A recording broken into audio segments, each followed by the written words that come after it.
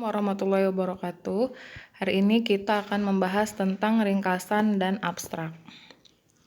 Yang pertama sekali kita harus tahu kenapa kita harus meringkas dan untuk apa ya. Yang pertama, ringkasan adalah karangan yang memuat sari wacana dengan tetap mempertahankan sudut pandang pengarang dan urutan isi karangan. Jadi meringkas adalah membuat intisarinya tanpa merubah sudut pandang dari si pengarang. Jadi kita nggak boleh membuat karangan baru, hanya memuat intisarinya aja. Jadi fungsi dari meringkas itu ada 3. Yang pertama, memahami atau mengetahui isi sebuah teks, menangkap pikiran pokok dan tujuan penulis, untuk menghemat waktu. Jadi kita nggak perlu baca panjang-panjang, bisa dalam bentuk yang lebih ringkas. Nah, dalam karangan ilmiah, kegiatan meringkas digunakan dalam penyusunan tinjauan pustaka atau kegiatan mengutip. Nah, yang pertama, cara meringkas menurut Boris Karloff, ahli bahasa, ada beberapa caranya. Yang pertama, membaca naskah asli. Jadi kita harus membaca dulu naskah aslinya untuk mengetahui sudut pandang si penulis. Kemudian mencatat gagasan utama. Nah, setelah kita membaca karangan tersebut, kita membuat mencatat gagasan-gagasan utama atau gagasan penting yang ada dalam setiap bagian atau alinea, termasuk judul bab. Nah, pokok-pokok pikiran yang dicatat itu akan kita pakai untuk menyusun si ringkasan. Kemudian mengadakan reproduksi. Nah, reproduksi ini tujuannya untuk menghasilkan intisari karangan dengan menggunakan kalimat-kalimat baru. Jadi kita dari menentukan gagasan pokok tadi, kita membuat bentukan karangan dengan kalimat-kalimat baru. Tapi tetap intinya tidak boleh merubah dari gagasan si penulis. Nah, kemudian mematuhi ketentuan tambahan. Beberapa ketentuan sebagai berikut. Hilangkan ilustrasi, contoh, deskripsi yang jenisnya bila dianggap tidak penting. Jadi kadang-kadang ada tabel atau ada gambar atau ada bagan yang kita rasa tidak penting, maka tidak perlu dimasukkan ke dalam ringkasan.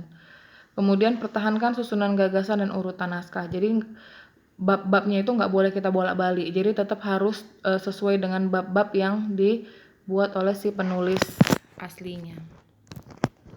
Nah, ini ada perbedaan ringkasan dan rangkuman. Kalau ringkasan disusun dengan proporsional dengan jumlah halaman yang diringkas, sedangkan rangkuman disusun dengan bagian yang hanya dianggap penting tanpa memperdulikan proporsional. Jadi yang penting-penting aja.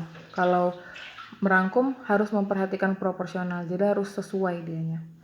Kemudian disusun secara urut dan sistematis. Kalau rangkuman disusun menggunakan sistematika yang berbeda. Kemudian kalau ringkasan terkadang disisipi opini penulis, ringkasan atau wawasan lain. Kalau rangkuman tanpa disisipi oleh opini penulis. Tapi opini penulis tersebut tidak boleh membuat bentukan baru ya, hanya menanggapi, melanjutkan tanggapan dari si penulis asli. Itu tadi kalau kita membahas tentang rangkuman. Nah, kemudian kita masuk ke abstrak. Apa kaitan rangkuman dengan abstrak? Sebenarnya si abstrak merupakan rangkuman. Rangkuman atau ringkasan, tapi hanya di istilah abstrak ini hanya digunakan untuk karangan ilmiah gitu ya. Jadi kadang-kadang ketika kita membuat jurnal ilmiah misalnya atau nanti akan membuat tugas akhir, maka kita membutuhkan abstrak. Abstrak itu adalah ringkasan juga sama, tapi istilah abstrak itu hanya digunakan untuk si karangan ilmiah aja. Nah, jadi unsur-unsur abstrak yang pertama harus ada judul, kemudian ada latar belakang, gambaran penelitiannya, dan simpulan. Nah, abstrak ini mengandung unsur 5W1H ya. Jadi sebenarnya abstrak itu adalah ringkasan dari si tugas akhir kalian. Jadi tugas akhir yang panjang itu dirangkum menjadi abstrak. Tips dan trik menulis abstrak. Yang pertama tentang judul ya. Jadi setelah topik ditentukan, kita harus mencari judul yang sesuai. Seringkali kadang-kadang abstrak ini memang ada batasannya. Jadi dia kadang ada yang minta 100 sampai 150, ada yang 200 sampai 300. Jadi tergantung dari ketentuan yang berlaku di institusi yang akan menerbitkan abstrak kita. Judul harus mencerminkan isi dan menarik ya, namanya judul harus menarik. Kemudian kalau masalah, abstrak harus dimulai dengan pernyataan yang kuat dan jelas mengenai masalah, latar belakang, dan keadaan. Jadi kita harus paparkan di dalam abstrak itu mengenai masalah yang akan kita bahas.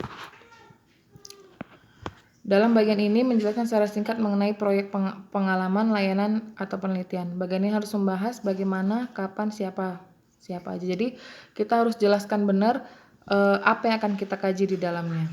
Jadi strategi bagaimana dilakukan, penerapannya, sumber dayanya, masalah dan solusi. Jadi kita buat dalam si masalah. Kemudian kita paparkan juga hasil di dalam abstrak. Jadi tadi ada judul, ada masalah, dan ada hasil.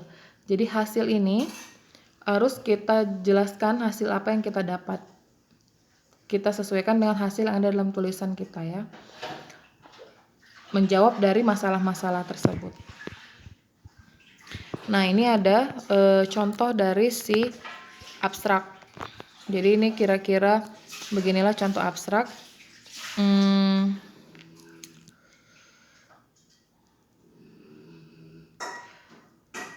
Dan ada kata kunci di akhirnya ya, atau keyword. Kata kunci itu biasanya adalah variabel-variabel dari si judul. Oke, terima kasih. Dan tugas kalian hari ini adalah membuat abstrak. Temanya bebas. Boleh juga sesuai dengan jurusan. Silakan buat satu buah abstrak, lalu dikirimkan di email saya. Oke, terima kasih.